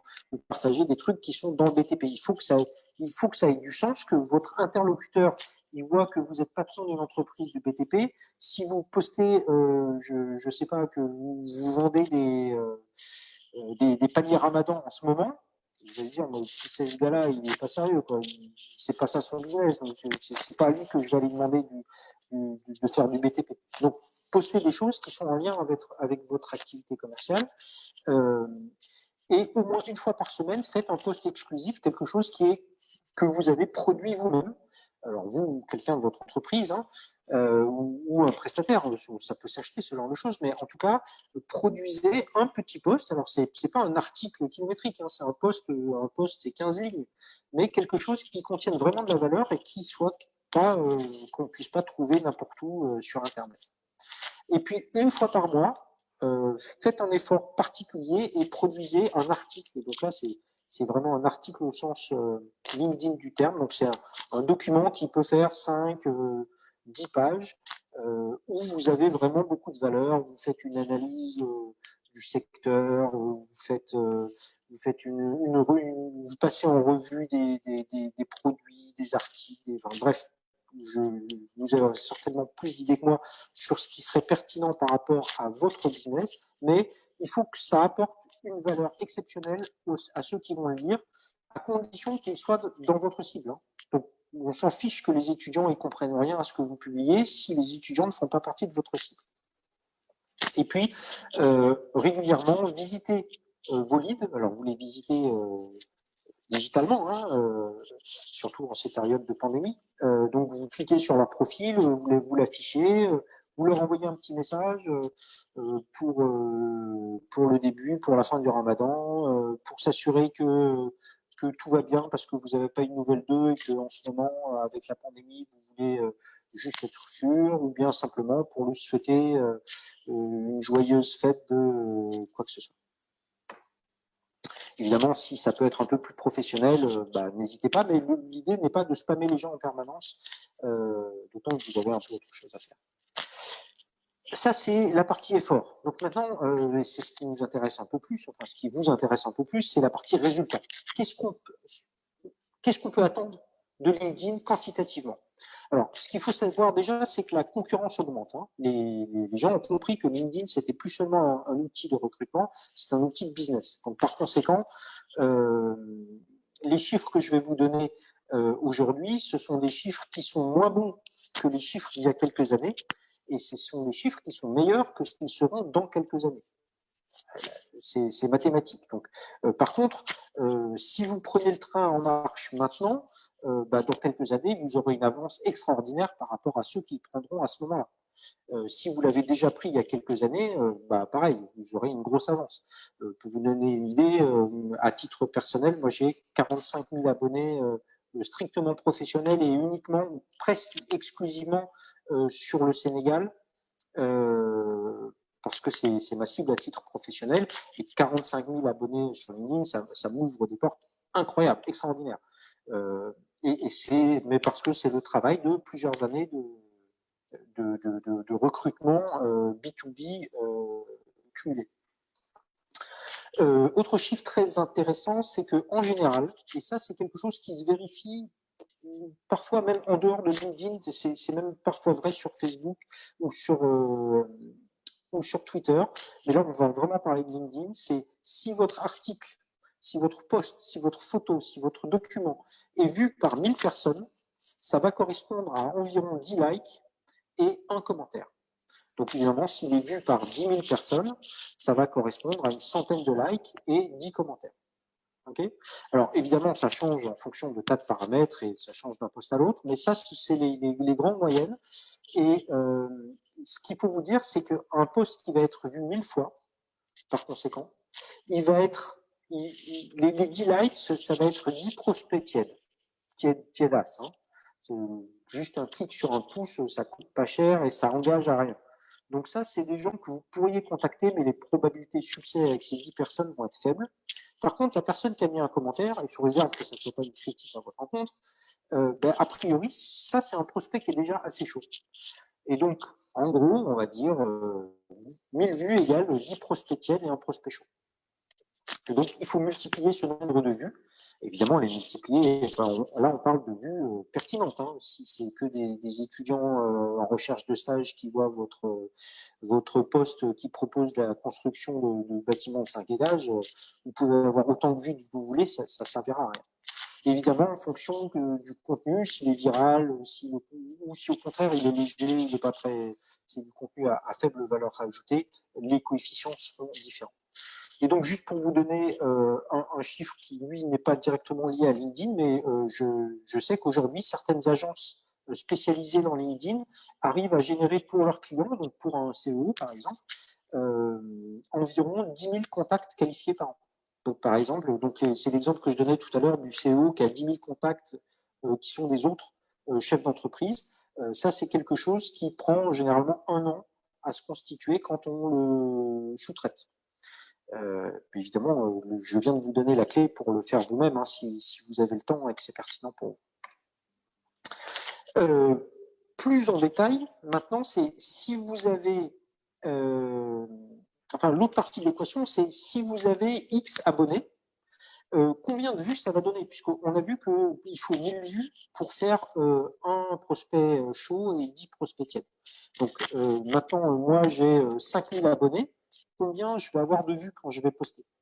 Et donc, ça dépend de 2 éléments principaux qu'on a déjà évoqués plus tôt. Le premier, c'est est-ce que vos contacts sont qualifiés, c'est-à-dire est-ce que ces gens-là sont pertinents par rapport aux publications que vous allez faire et au contenu que vous allez proposer. Et d'autre part, est-ce que vos contenus sont de qualité? Est-ce qu'il y a vraiment de l'information? Est-ce qu'il y a vraiment une valeur dedans? Et donc, en fonction de ces 2 coefficients-là, vous allez avoir un pourcentage de votre audience qui va être touchée plus ou moins grand. Et ça va de 5 à 100%. Alors, attention, quand je dis 100%, ça ne veut pas dire que vous allez toucher toute votre audience. Ça veut dire que vous allez toucher la plus grande part de votre audience, mais il y a forcément des gens qui ne vont pas le voir parce qu'ils ne sont pas connectés sur LinkedIn, parce que pour des tas de raisons. Mais peu importe, si vous avez 5000 abonnés et que vous postez quelque chose d'excellent, vous allez avoir 5000 vues. Et ça ne sera pas forcément des gens de votre contact direct, puisque ça va être un peu viral, les gens vont se le partager, et LinkedIn va vous trouver des personnes qui vont être intéressées par vos contenus. Et donc, et on peut même aller au-delà, si vous avez un contenu qui est vraiment incroyable, on peut faire du 500%, du 1000%, ça c'est déjà vu. C'est exceptionnel, mais si vous avez des contenus vraiment incroyables, vous pouvez obtenir des audiences incroyables et par conséquent, toutes ces vues vont vous générer un nombre de leads proprement important. Toujours dans les chiffres, et cette fois un peu en négatif, c'est les plafonds, les limites. Donc LinkedIn empêche de faire tout et n'importe quoi. Donc la première limite, c'est le nombre de contacts. Vous ne pouvez pas dépasser 30 000 contacts dans LinkedIn. Point. Personne n'a plus de 30 000 contacts. Par contre, vous pouvez avoir plus d'abonnés. Donc, une fois que vous avez atteint ces 30 000 contacts, il y a des gens qui peuvent continuer à s'abonner à votre profil. Donc, par exemple, Bill Gates, il a 12 millions d'abonnés. Vous pouvez pas dépasser 100 invitations par jour, et non pas 10 comme c'est écrit ici. Donc, au-delà de 10 invitations, LinkedIn va vous bloquer. Vous ne pouvez pas non plus dépasser 150 messages one-to-one à votre carnet d'adresse. Vous pouvez écrire à 150 prospects qui sont vos contacts, mais pas plus, en tout cas chaque jour. Il faut éviter d'avoir plus de 1500 invitations en attente. Donc, une invitation en attente, c'est tous les matins, vous invitez 100 personnes. Et si une personne ne voit pas votre invitation parce qu'il ne se connecte pas souvent sur LinkedIn, l'invitation va rester en attente. Et elle peut rester en attente des années, jusqu'à ce qu'une personne la voie, la supprime ou l'accepte. Et donc, ça va se cumuler. Et donc, au-delà d'un certain volume, LinkedIn va vous bloquer. Donc, si vous avez invité quelqu'un à vous rejoindre rejoindre votre réseau, et qu'un mois plus tard, il s'est toujours pas connecté, vous pouvez supprimer l'invitation et du coup faire descendre ce nombre d'invitations en attente pour éviter d'atteindre ce seuil limite de 1500. Vous avez également une limite de recherche. Emmanuel, je crois que ça a coupé. Ah, on est coupé? Je pense que ça a coupé. Est-ce que... ok. Je ne sais pas comment faire pour savoir si c'est revenu. Moi, C'est bon, on vous entend très bien, Emmanuel. Là. Ça n'a pas été coupé. Je pensais à votre niveau, Ashraf. Très bien. C'est le réseau qui nous fait des petites surprises. Donc, toutes ces limites que je vous présente là, la plupart sont officieuses, elles ne sont pas officielles. Hein. LinkedIn ne communique pas trop dessus, ou en tout cas le moins possible. Et donc, tout ça, ce sont des chiffres que j'ai déduits de mes recherches et de mes discussions en ligne. On est également limité à 300 recherches par mois. Et ça, c'est une limitation qui est assez sérieuse parce que LinkedIn cherche à vous faire payer. Hein. Bien sûr, ils veulent que vous preniez la version payante. Tout ce que je vous ai présenté aujourd'hui ne nécessite pas de payer un abonnement à LinkedIn. Mais le nombre de recherches par mois, ça peut être une limite parce qu'on arrive assez vite à 30 recherches par mois. Dès que vous changez un paramètre, hop, vous consommez une recherche de plus. Ça va relativement vite. Et donc, c'est une limite qui va du 1er au 31, au 30. Et donc, par conséquent, si le 15 du mois, vous avez épuisé le nombre de recherches que vous pouvez faire, donc recherche de profils, de choses comme ça, et vous êtes bloqué, vous ne pouvez plus rechercher, ou en tout cas, dans les recherches, LinkedIn ne vous remonte que 3 résultats à chaque fois, ce qui est un peu limitant. Alors, il n'y a pas vraiment de moyen de l'empêcher, si ce n'est que la plupart des profils LinkedIn sont indexés par Facebook. Donc, vous pouvez utiliser Google pour faire des recherches. Donc, vous cherchez, par exemple, directeur général de Nestlé Casablanca sur Google, et vous rajoutez LinkedIn, et Google va vous pointer directement sur la page LinkedIn de cette personne, et ensuite, vous pouvez aller... on ne vous empêche jamais d'aller voir le profil d'une personne. Et donc, éventuellement, vous pouvez à ce moment-là l'inviter si vous avez encore des invitations disponibles aujourd'hui. Je l'ai dit tout à l'heure, mais LinkedIn va limiter le nombre de résultats à une recherche aux 1000 premiers. Donc, il va vous dire combien il y en a. Il vous dit, par exemple, des chefs d'entreprise au Maroc, il y en a, je me souviens plus du chiffre, 72 000. En tout cas, il y a 72 000 personnes qui correspondent à telle recherche, et voici les 1000 premiers. Donc, ça ne sert à rien de faire des recherches trop larges, il vaut mieux faire des recherches plutôt pointues. Et puis, 1300 caractères dans les posts. Donc, quand vous faites un post, la limite qu'il faut avoir en tête, c'est 1300 caractères. Mais ça, LinkedIn vous le rappelle quand vous dépassez la limite. Et puis, dernier point sur les limites, attention si vous venez de créer un compte LinkedIn, il est considéré comme moins fiable que les autres par LinkedIn et vous avez une période d'1 an pendant laquelle il risque de vous imposer des limites plus draconiennes encore que celles que je viens de vous présenter. Et donc, soyez prudents. C'est pas grave si vous atteignez la limite du nombre de messages, du nombre d'invitations, du nombre de recherches, etc.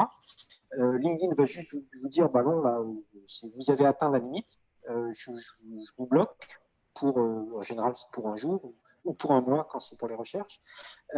Mais si vous abusez, c'est-à-dire que si vous atteignez la limite trop souvent, il peut décider de vous bloquer pendant une semaine, par exemple. Donc, il y a des systèmes d'agrément, et puis il peut carrément supprimer votre compte si, par exemple, il voit que vous utilisez, il devine que vous utilisez un robot pour envoyer des invitations à toute vitesse. Là, il peut carrément supprimer votre compte. Et puis, pour finir en beauté sur LinkedIn à proprement parler, quelques secrets, en tout cas des choses qui sont vraiment fondamentales. La première, c'est le vrai secret de cette histoire, c'est qu'il est possible de télécharger votre base de contacts. Donc, par exemple, moi, j'ai 30 000 contacts, je suis arrivé au maximum, mais si j'appuie sur un bouton, alors en fait, c'est bien plus caché que ça. Hein. LinkedIn est obligé par la loi de vous permettre de télécharger ces contacts, parce qu'en fait, ils vous appartiennent en quelque sorte. Mais évidemment, il ne veut pas vous inciter à le faire. Mais en fait, si vous donc là, et puis en fait, il change le processus et les clics, les liens par lesquels il faut passer régulièrement pour que les aides en ligne ne marchent pas trop bien. Mais en fait, si vous demandez à Google, vous allez trouver la procédure. Et donc, vous pouvez télécharger un grand fichier Excel qui contient tous vos contacts, leurs adresses email, leur numéro de téléphone, etc. Donc, du coup, ce que ça induit, c'est que investir dans une base de contacts LinkedIn, c'est quelque chose qui n'est pas perdu, d'une part parce que LinkedIn ne va pas fermer demain et donc vous pourrez utiliser ces contacts pendant des années, donc c'est un investissement, et aussi parce que ces contacts vous appartiennent vraiment, vous pouvez les sauvegarder sur votre ordinateur et vous pouvez ensuite créer un mailing sur cette base. Alors attention, un mailing, ça veut dire qu'il faut demander l'autorisation à ces personnes-là pour leur envoyer, sinon c'est du spam. Et les outils de mailing commencent à être assez sévères à ce sujet. Mais en tout cas, vous avez moyen d'exploiter ce fichier de prospects et ou de clients en dehors de LinkedIn. Ça, c'est vraiment précieux et c'est très peu connu parce que LinkedIn, évidemment, n'a aucun intérêt à ce que ça se sache. Autre petit secret, enfin là c'est plus une astuce, c'est quand vous arrivez à la limite des 30 000 contacts, et on y arrive plus vite qu'on le croit, hein, je vous ai dit que certaines agences peuvent générer 10 000 contacts par an, donc ça veut dire qu'en 3 ans, vous êtes au top, vous avez les 30 000 contacts maximum. Donc ça veut dire que si vous voulez un contact de plus, il faudra supprimer un contact pour pouvoir l'accepter. Mais vous pouvez transformer le bouton qui permet de vous contacter en un bouton qui permet de vous suivre. Et donc, ça permet de compiler, enfin, d'agréger des abonnés et non plus des contacts et de continuer à faire grandir votre audience. Et enfin, ça, c'est plutôt une recommandation qu'un secret, mais LinkedIn, c'est quelque chose qui est assez personnel. On a du mal à le déléguer, mais vraiment, ce que je vous ai indiqué là, il y a un processus, il y a des règles, il y a une certaine logique à suivre et c'est pas forcément un directeur général qui est la personne la plus indiquée pour faire ça tous les jours. Son temps est souvent plus précieux que celui d'une autre personne. Et donc, que vous ayez un community manager ou que vous externalisiez ça auprès d'une agence, peu importe, mais au-delà d'un certain seuil et d'un certain niveau de responsabilité et de volume d'activité sur LinkedIn, déléguez-le et simplement, comme vous l'aurez fait vous-même au début, vous saurez exactement ce que vous êtes en droit d'atteindre en termes de résultats, en termes d'efficacité. Voilà, je vais m'arrêter là parce que j'ai déjà été un petit peu long. J'ai encore 2-3 bricoles sur J'avais prévu des choses sur l'impact de ce que ça pourrait devenir dans le futur, de ce que ça pourrait devenir en Afrique. Mais je ne vais pas trop insister là-dessus parce que c'est plutôt de la prospective et qu'on est là aujourd'hui pour parler de choses plutôt concrètes. On est là pour faire du business. Alors, on est tous là en B2B aujourd'hui, même si c'est du B2B sur Zoom et non pas du B2B sur LinkedIn, mais on est là pour faire des affaires. Donc, dites-moi comment je peux vous aider à mettre en place ou vous conseiller sur ce chemin vers le B2B. Donc, on ouvre les questions, je passe la main aux organisateurs. Merci beaucoup, Emmanuel, de nous avoir éclairé sur comment bien utiliser LinkedIn. Alors, il y avait tout à l'heure une main levée. Oui, il y en a eu deux ou trois. Oui. Alors, moi, j'ai été coupé à un certain moment, donc il y en avait une que j'avais gardée tout à l'heure, et c'est M. Slimani. En attendant, je crois qu'il y a Marwan Ajraoui qui a levé la main, donc je lui donne la parole tout de suite. Vous avez la main, Monsieur Ajraoui. Je vous invite à activer votre micro, poser votre question. Voilà. Merci, Merci. merci. Merci pour tous ces éléments vraiment de grande valeur. Donc, j'apprécie beaucoup les chiffres et je confirme, selon mon expérience, vraiment, c'est très vrai. Donc, je vois la loi d'efficacité, la loi d'impact. Euh, Ceci dit, dernièrement, on observe sur LinkedIn une tendance de plusieurs personnes qui sont sur LinkedIn à ne plus être très actifs sur LinkedIn. Donc, ça se rapproche un peu de Facebook, ça se rapproche un peu de se montrer, ça se rapproche un peu de faire du marketing, d'essayer de vendre. Peut-être parfois la vente elle est un peu agressive. Est-ce que vous avez des éléments sur ce sujet-là? Alors, l'audience de LinkedIn augmente. Et donc, mécaniquement, effectivement, il y a de plus en plus de déchets. Alors, déchets, c'est pas au sens négatif du terme, mais en tout cas de contenu non pertinent. Et donc, par exemple, moi, je vois assez souvent des posts de gens qui postent des messages motivationnels. Voilà, on est ensemble, on fait des trucs. Je poste des, des, des, des, des citations de Gandhi ou d'Einstein. Euh, il se trouve que sur LinkedIn, les gens n'hésitent pas à filtrer, à blacklister. Et ça, c'est quelque chose que moi, je fais beaucoup. Plus vous avez de contacts, plus vous avez de déchets. Et si vous avez du déchet, c'est de votre faute. Alors, c'est de votre faute parce que vous avez invité des gens qui postent des choses peu pertinentes et que vous les avez pas filtrées ensuite. Donc, il y a deux façons de faire. Soit vous les dégagez complètement, de les supprimer de votre réseau, soit simplement vous vous désabonnez de leurs informations et du coup, vous ne voyez plus ce qu'ils postent, vous voyez simplement les messages one-to-one qu'ils vous envoient.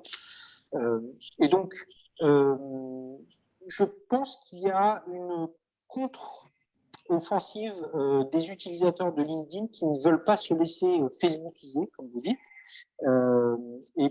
et que, a priori, dès lors que c'est clair pour tout le monde aujourd'hui que LinkedIn est un réseau professionnel et que Facebook est un réseau personnel, c'est vraiment c'est écrit dedans quoi. Je pense que les défenseurs de l'utilisation professionnelle de LinkedIn, ils auront le fin mot de l'histoire. Et d'ailleurs, LinkedIn, si LinkedIn doit prendre des mesures, ils les prendront parce que ils veulent pas se transformer en Facebook. Ce serait le drame pour eux. Ils peuvent pas battre Facebook au jeu de Facebook. Donc pour ça, je pense que on a de plus en plus de gens qui sont connectés, donc on a de plus en plus de juniors, donc on a plus de gens qui savent pas comment utiliser LinkedIn, mais pour autant, moi je vois les jeunes qui débarquent en balançant des photos de bisounours et de petits cœurs. 2 semaines plus tard, ils ont arrêté. Hein.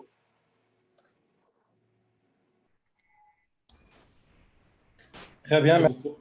merci beaucoup. Merci à vous d'avoir posé la question, c'est Arjaoui. C'est Arjaoui, pardon. Alors, tout de suite, je donne la parole à M.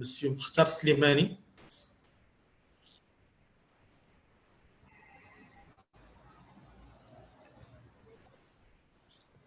M. Mkhtar Slimani.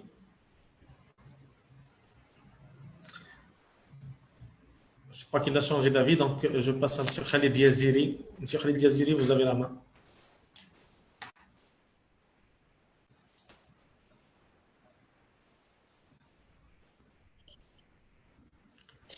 C'est Khalid?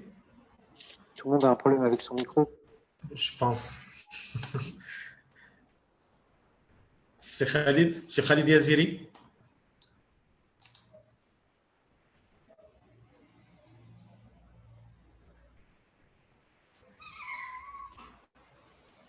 je redonne la parole. C'est Marwan, votre micro est toujours actif. Si vous voulez reprendre la parole, allez-y. Très bien, merci beaucoup. Merci beaucoup. C'est vous. Euh, De toute façon, vous me sauvez. ouais, c'est l'objectif, c'est de créer un échange constructif pour tous. Effectivement. Merci beaucoup. Oui, j'avais apprécié au fait des conseils de comment se présenter sur LinkedIn. Et je me disais, est-ce qu'il y aurait des dimensions culturelles à prendre en compte? Peut-être si maintenant on se relationne entre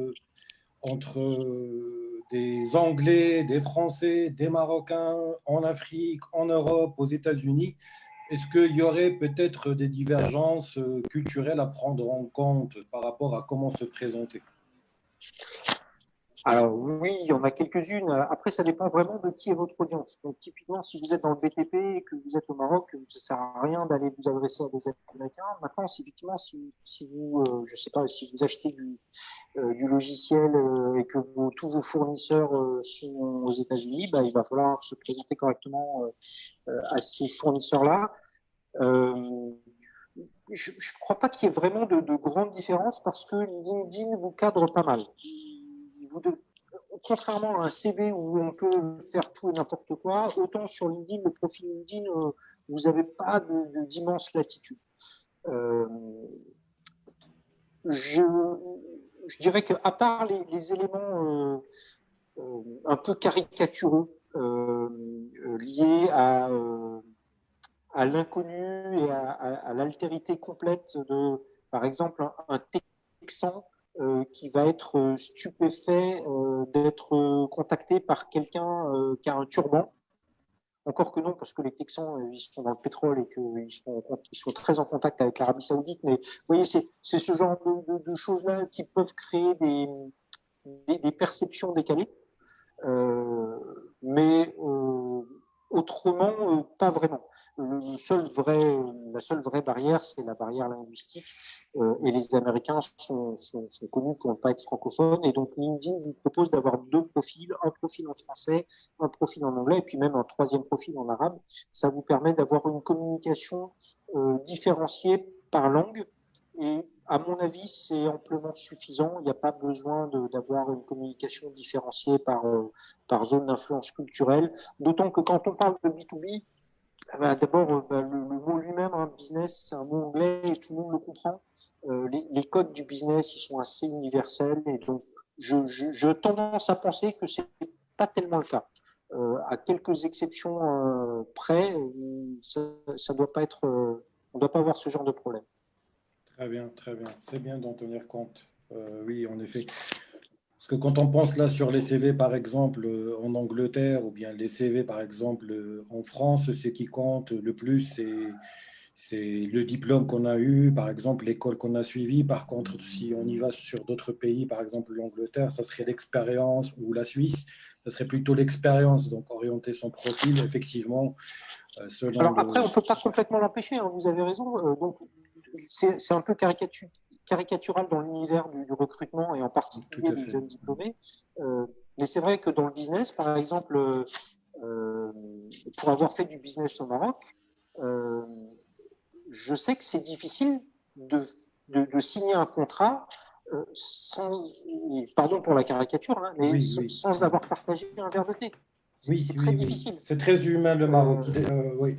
Ils ont besoin de et en Russie, ils vont avoir besoin de partager un verre de vodka, ou même plusieurs. Ouais.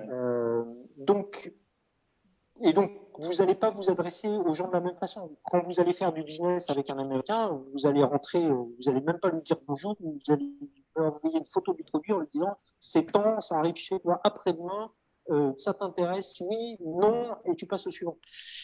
Si vous rentrez là-dedans comme ça au Maroc, bah oui, ça va être plus compliqué. Même chose dans beaucoup de pays. Mais ça, c'est pas spécifique à LinkedIn. Donc j'ai envie de dire que si vous connaissez votre métier de commercial, normalement, vous l'appliquez à LinkedIn comme vous l'auriez appliqué. Très bien, exactement, très bien. Merci. Merci, c'est Marwan. Alors, je ne sais pas si M. Khalid Yaziri peut toujours poser sa question. Dans tous les cas, on en a une sur le volet questions-réponses. Et c'est la même bonjour. question que j'ai. Bonjour. Ça va, Yaziri? Oui, bon. Ça va, Allah يبارك فيك. Merci, merci, Dédé. Alors, ma question, c'est concernant j'ai un compte en LinkedIn, d'accord? Donc, c'est un compte professionnel. Mais bon, plus ou moins en stand-by. Donc, je n'ai pas utilisé pendant.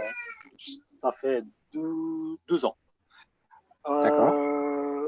J'ai besoin pour l'instant de votre recommandation, s'il vous plaît. Est-ce que je dois le rafraîchir, ça veut dire que je dois l'actualiser avec mon compte personnel?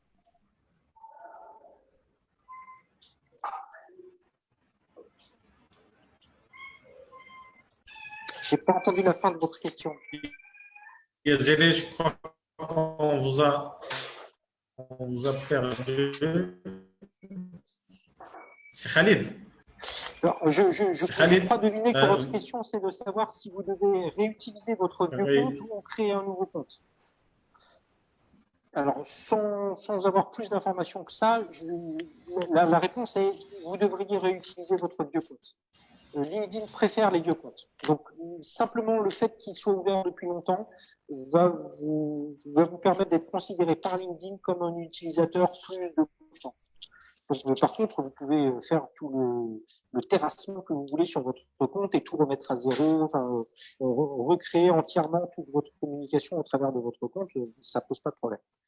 Et donc, il vaut mieux réutiliser un vieux compte que recréer des nouveaux comptes.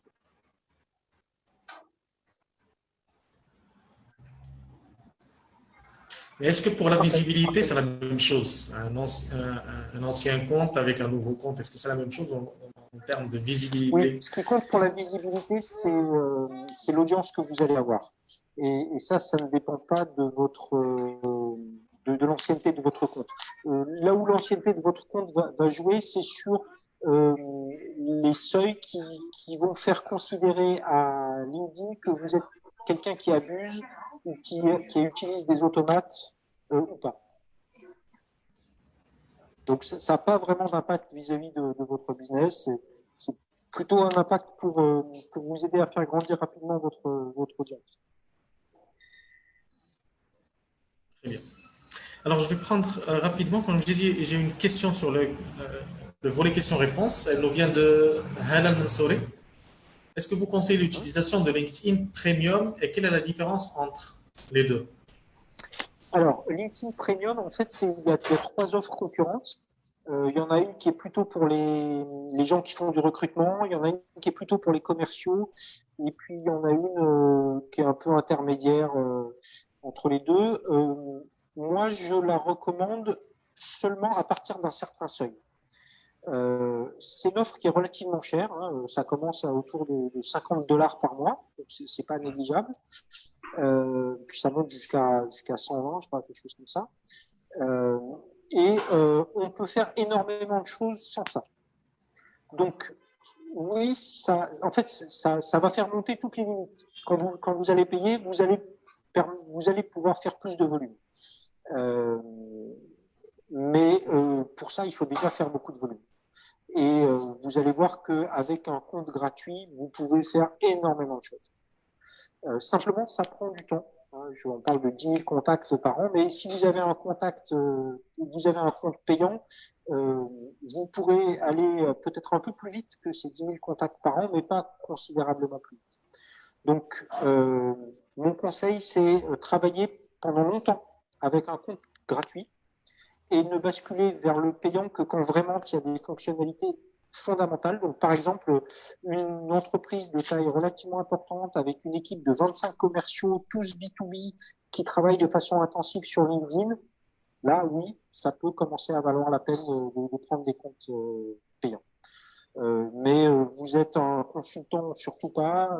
Vous êtes le patron d'une PME de 30 salariés, ça me semble pas utile. Merci beaucoup, Emmanuel. En tous les cas, votre réponse répond aussi à la question de M. Amar Magoul de Facebook. Toutefois, on a une autre question sur la partie conversation. Elle nous vient d'Aléo Fréré. Il dit, en tant que en tant qu'outil de recrutement, LinkedIn n'est-il pas plus coûteux que celui de ses concurrents, notamment Facebook? Alors, oui, les offres d'emploi Facebook sont très coûteuses et plus coûteuses que tous les autres. Mais ils fournissent une qualification de profil qui est sans comparaison avec Facebook. Donc en fait, c'est vraiment pas la même chose. Personnellement, je recommanderais les offres d'emploi payantes LinkedIn à des profils de type direction. En dessous, postez simplement, faites un post LinkedIn, hein, c'est pas interdit de dire je cherche un community manager. Ou bien postez-le sur Facebook, vous aurez plein de réponses. Mais en effet, pour un community manager, pour moi, ça vaut pas la peine de payer la fortune qui est demandée par LinkedIn pour simplement poster des offres d'emploi. Surtout dans des secteurs qui ne sont pas extrêmement concurrentiels, c'est-à-dire qu'il y a moyen de les trouver sans ça, quoi.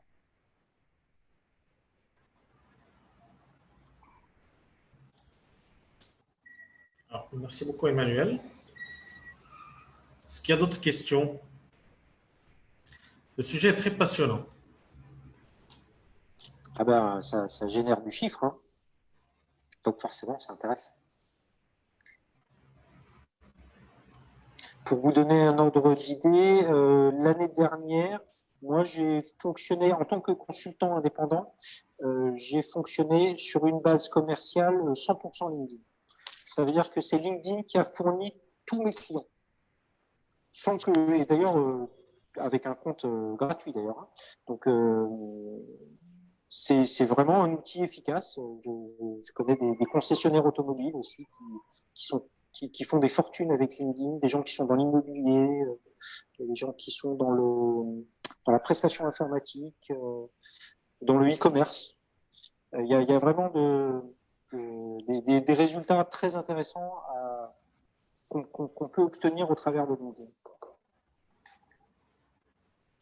Quelles seront vos recommandations, vos conseils concernant la publication en images sur LinkedIn? Oui. Quel type, Alors, l'image qui fonctionne le mieux, c'est l'image qui apporte le plus de valeur. Et généralement, ce sont les infographies.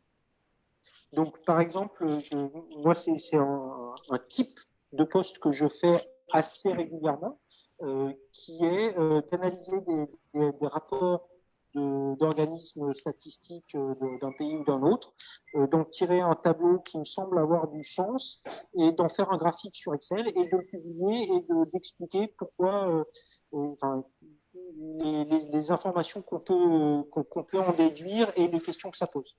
Et ça, généralement, ça a l'impact, par exemple. Après, l'image, c'est l'image et un bon publicitaire vous dira que si vous mettez une jeune femme, le visage d'une jeune femme qui regarde vers la caméra en souriant, vous aurez probablement un impact difficile à battre. Un autre exemple de visuel qui a un impact très important, si vous mettez le scan d'un billet de banque. Alors, vous allez vous fâcher avec la Banque centrale, hein, mais vous scannez un billet de banque, tout le monde va reconnaître cette image iconique et tout le monde va se dire « Ah, qu'est-ce que c'est que ça ?» et tout le monde va avoir envie de cliquer. Ça marche qu'une fois. Hein. Mais bon, tout ça pour dire que en fait, c'est un médium un peu comme les autres et donc par conséquent, ce qui marche ailleurs marche sur LinkedIn. Par contre, réfléchissez toujours à quelle est la valeur que cette image apporte à mon client. Est-ce que ça illustre quelque chose qui a du sens? Est-ce que ça attire les bonnes personnes vers mon contenu? Ou est-ce que, par exemple, je fais un post pour recruter un community manager et je mets une splendide jeune femme qui sourit en regardant l'écran? Je ne vais pas attirer les bonnes personnes. Donc voilà, il faut vraiment réfléchir au message qu'on veut faire passer et aux personnes qu'on veut attirer et à la valeur qu'on apporte au travers de l'image. Mais globalement, sinon, ça fonctionne comme les autres supports, soit publicitaires ou de communication. Très bien, merci beaucoup. Alors, on a une autre question. Comment peut-on avoir un profil qui intéresse le plus de recruteurs? Des astuces. Alors, il faut qu'il soit le plus facile à lire possible, parce que les recruteurs, vous imaginez pas à quel point ils sont fatigués de lire des CV et le moindre CV leur donne mal à la tête rien qu'à 2 mètres de distance. Donc, il faut que ce soit un CV qui soit d'une simplicité remarquable, une simplicité exceptionnelle. Et il faut que dans les termes utilisés, dans la longueur des phrases, ça soit court, clair et percutant. Il faut qu'on sente au travers de chaque phrase que vous allez droit au but et que ce que vous avez à vendre, c'est pas de la viande, c'est pas de l'expertise, c'est pas du génie. Ce que vous allez finalement, ce que vous avez à vendre, c'est du résultat. Alors, c'est plus facile à dire qu'à faire. Mais il y a plein de gens qui font du conseil. Moi-même, ça m'est arrivé de faire du conseil dans le temps sur de la communication pour de la mise en forme de CV. LinkedIn vous aide à rendre ça un petit peu plus professionnel. Si j'ai un dernier conseil à vous donner, que j'ai déjà donné tout à l'heure et sur lequel j'insiste simplement, c'est n'en faites pas trop. Ne rajoutez pas des diplômes dans tous les sens, des publications, des blogs, des images, des vidéos. Faites simple. Parce que le recruteur, il aimerait savoir s'il doit passer du temps sur votre CV, sur votre page, et il va décider de ça en probablement 2 à 5 secondes. Donc, il faut qu'en 2 à 5 secondes, il ait déjà cette première information. Et ensuite, il ne va pas y passer 2 heures, il va y passer peut-être 1 minute 30 à éplucher votre CV pour savoir s'il le garde ou pas. Et donc, pour ça, il faut qu'en 1 minute 30, il ait envie de vous recruter. Donc, il ait envie, il sente que vous allez lui rapporter de l'argent, que vous allez répondre à ses problèmes. Voilà, je suis désolé, c'est une réponse un peu générique. C'est une réponse. Alors, il y a Ali Oufkari qui nous pose une autre question et qui dit n'y a-t-il pas de risque de poursuite en justice pour motif d'exploitation des carnets d'adresses personnelles? Alors, oui et non. En fait, pour ça, il faudrait dire les conditions générales d'utilisation de LinkedIn, qui sont bien entendu kilométriques et que personne ne lit. Mais concrètement, si vous rentrez en contact dans LinkedIn avec quelqu'un, donc vous êtes contact de premier niveau, comme dit LinkedIn, vous pouvez lui écrire et vous pouvez écrire à tous vos contacts de premier niveau sans limitation et sans risquer quoi que ce soit, parce que implicitement, quand vous acceptez le contact de quelqu'un, vous acceptez que cette personne vous écrive et, le cas échéant, vous fasse des propositions. Après, vous avez le droit c'est très facile dans LinkedIn de se désinscrire si ça ne vous intéresse pas ou si la personne ne bouge pas.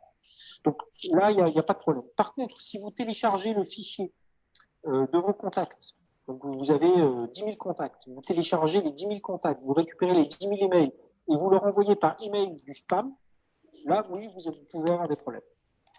Parce que vous industrialisez un processus et que les gens, ils vous ont autorisé à être leur contact dans LinkedIn, ils ne vous ont pas autorisé à leur envoyer des emails de spam.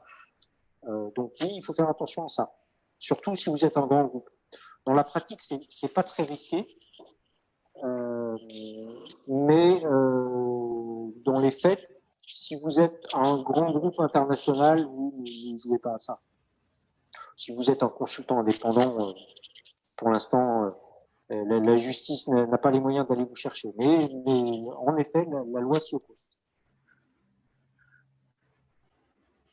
Merci beaucoup, Emmanuel. Alors, j'ai une question sur Facebook qui nous vient de Nahid Rached. Alors, Nahid, je vous ai envoyé le lien Zoom en réponse à votre question et je vais me permettre aussi de transmettre votre question à M. Emmanuel tout de suite. Alors, Nahid Rached nous dit « J'ai pour le moment un compte LinkedIn avec plus de 26 000 contacts. Je viens de vérifier, il en a plus.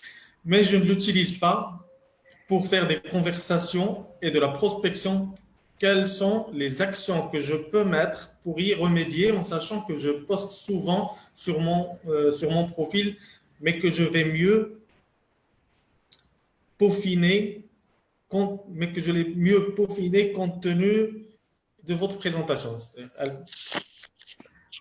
Je reprends la lecture, c'est pas la peine. Non, non, j'ai compris. Alors, bon, d'abord, normalement, vous devez avoir. Donc, en fait, en première réponse, il faut que vous suiviez toutes les recommandations que je viens de vous faire depuis le début de cette présentation. Donc, cette présentation s'adressait en grande partie à vous. Vous n'avez pas le problème de recrutement parce que vous êtes déjà presque à la limite et quand on est à 26 000, normalement, on a ce qu'il faut. Si j'ai un conseil à vous donner particulièrement et qui n'était pas dans la présentation, c'est faites le ménage. Quand on a 26 000 contacts qui se sont cumulés dans le temps, probablement qu'il y en a qui sont plus pertinents par rapport à l'activité, à notre activité professionnelle. Et donc, par conséquent, je vous recommande de faire des recherches dans vos contacts de premier niveau. Et ça, ce sont des recherches qui ne sont pas limitées. Vous pouvez faire 3000 recherches par jour. Tant que c'est dans vos contacts à vous, ils vous appartiennent, il n'y a pas de limite. Faites des recherches et désinscrivez virez des gens de vos contacts. Des professionnels qui ne sont pas du tout dans votre branche, qui ne sont pas dans votre pays, qui n'ont rien à faire là, tout simplement vous aviez accepté un jour, dégagez-les. Et donc ça, c'est déjà un gros boulot, parce que sur 26 000, il faut se taper. Donc en utilisant le moteur de recherche pour croiser par pays, par secteur, par niveau, par mots-clés, vous allez pouvoir faire le ménage et peut-être descendre de 26 000 à 20 000. Ce qui va vous donner l'opportunité, la place de recruter 10 000 contacts pertinents supplémentaires. Mais sinon, vous avez déjà résolu la moitié du problème que j'essaye de résoudre aujourd'hui pour l'audience. C'est-à-dire que vous avez déjà l'audience, justement. Ce qui vous manque maintenant, c'est de produire des contenus commerciaux efficaces. Donc, il faut que les gens vous reconnaissent comme étant quelqu'un qui poste des contenus qui sont pertinents, qui sont utiles, qui ont de la valeur par rapport à leur métier et par rapport à votre métier et à l'image que vous voulez donner et au service que vous voulez rendre. Donc, il faut que vous fassiez cet alignement pour que désormais, tout ce que vous postiez s'adresse aux bonnes personnes. Donc, faites le ménage et leur fasse passer le bon message. Donc, des messages exclusivement professionnels qui contiennent de la valeur pour l'utilisateur qui les lit et, si possible, une valeur exclusive qui ne soit pas juste une citation d'Elon Musk ou de Trump, que sais-je. Je sais pas qui est votre référence. Alors, si je peux me permettre, Nahid Rachad est très connu, c'est une figure emblématique, une figure publique. Et alors, elle est coach aussi. Et elle publie régulièrement, mais sur d'autres réseaux sociaux. OK. Donc, si elle avait à reprendre en main son compte LinkedIn et à mieux l'utiliser, à quelle fréquence de publication elle devrait fonctionner? Alors, il faut voir LinkedIn comme un réseau où vous allez toucher des personnes en partie différentes et en partie identiques à ceux que vous touchez sur Facebook. Parce que souvent, les gens ont un compte Facebook et un compte LinkedIn. Enfin, plutôt à l'inverse. Et c'est également un réseau sur lequel vous allez toucher les gens de façon différente. C'est-à-dire que moi, alors je trouve que j'ai un compte Facebook aussi que j'utilise très peu, mais quand je vais sur Facebook, c'est pour contacter ma famille qui y est. Et si j'ai quelqu'un qui me contacte là en me disant Monsieur Boquet, qu'est-ce que vous me conseillez par rapport aux investissements que je pourrais faire dans mon entreprise ou à ma communication digitale, je dis attendez, excusez-moi, mais là je suis pas là pour ça, contactez-moi sur LinkedIn. Inversement, si sur LinkedIn j'ai quelqu'un qui me dit salut Emmanuel, tu te souviens, on s'était croisés il y a 20 ans au club machin. Je dis attends, mais on va se contacter ailleurs. LinkedIn, moi je l'utilise pour travailler. Donc et tout le monde est un peu dans cette logique-là. C'est-à-dire qu'on est sur plusieurs réseaux, mais on fait pas la même chose partout. Et donc, si j'ai un conseil à lui donner sur LinkedIn, c'est que sur LinkedIn, elle va toucher les professionnels avec un discours qui s'adresse aux professionnels. Donc, même si c'est professionnel, elle peut les toucher sur des aspects personnels au travers de Facebook. Sur LinkedIn, elle peut adapter son discours et parler de choses qui sont plus en lien avec la sphère professionnelle, avec les problématiques d'entreprise, parce que c'est ce que les gens sont venus chercher quand ils ont décidé de passer 1 minute ou 1 heure sur LinkedIn. Donc c'est simplement le ton et le contenu qui doivent changer, sachant que parfois ce sont les mêmes personnes, mais ils ne sont pas dans le même état d'esprit. Merci beaucoup, Emmanuel, pour vos éclaircissements. J'espère que ça répond à la demande de Madame Nahid Rachad. Au nom du club des dirigeants, je vous remercie de nous avoir suivis. Je vous remercie, Monsieur Emmanuel, pardon, je commence à perdre les mots, Emmanuel Bocquet, pour vos éclaircissements et de nous avoir consacré le temps de cette présentation. Je ne sais pas si vous avez un dernier mot pour les personnes qui nous ont suivis. 1 minute. Le dernier mot, c'est que oui, moi je conseille très volontiers et de façon amicale et gratuite tous ceux qui en ont besoin sur LinkedIn en particulier, où je suis très actif. Donc n'hésitez pas à me rechercher avec mon nom, vous me trouverez sans difficulté. Et envoyez-moi un petit message d'invitation. Envoyez-moi un message parce que comme je suis arrivé à la limite des 30 000, pour vous accepter, il faut que je vire quelqu'un. Donc, faites-moi signe de qui vous êtes et qu'on on a déjà échangé de manière unilatérale au travers de ces... Et je serais ravi de vous donner des conseils un peu plus précis, des adresses, des recommandations, de jeter un coup d'œil à votre page LinkedIn professionnelle ou personnelle. Voilà, donc n'hésitez pas, la vie continue en dehors. Merci énormément pour tout ce que vous avez fait. Merci pour votre générosité. Merci à toutes les personnes qui nous ont suivis sur Facebook. Merci à toutes celles qui ont interagi avec nous depuis Zoom, mais aussi sur Facebook. Je dois céder la parole et céder le plateau pour la conférence prochaine. Alors, je vous dis à dans 5 minutes, Inch'Allah. Le club des dirigeants continue sa série de conférences et de présentations. J'espère que vous serez aussi nombreux à en profiter. Continuez à nous suivre. Et à tout à l'heure. Merci pour tous. J'ai été enchanté. Merci à tous. Ravi, tout le plaisir est pour moi, monsieur.